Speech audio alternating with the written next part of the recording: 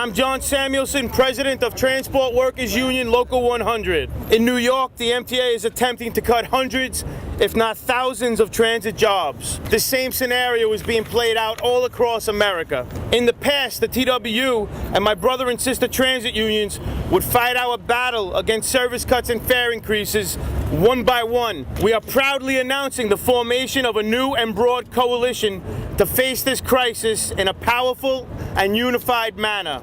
We are calling our coalition Keep America Moving. Our goal is to fix this crisis through unified actions in cities across the country to build the political willpower to fund transit properly. If you need jobs in this country, transit is the way to create them. There are thousands of jobs associated with the manufacture of every bus and every train. We need new rail, but that steel can be made in Birmingham and Pittsburgh and Gary. We need more trains and buses. Just as Detroit made an adjustment from making cars to making tanks, Detroit can make buses. Detroit can make trains.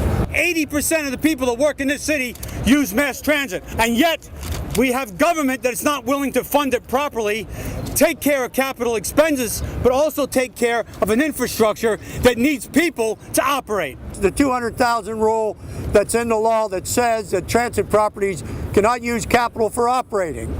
That's ridiculous. It makes no sense to build a new bus and bring it in if you have nobody to drive it. We are so dependent on fossil fuels, on gasoline, that it's now dictating our foreign policies as to whether we go to war or we don't.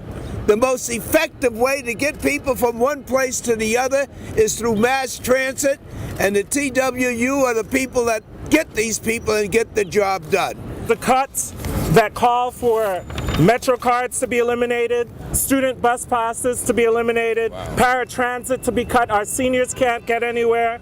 The fact that the transit workers will not be able to get their jobs and move us in this city is something that will bring this city to a halt. There's been a lot of rhetoric about transit contracts, in particular in New York City, about Local 100's contract, or some of the folks on the MTA board, such as Nancy Chevelle, who continually points to archaic work rules.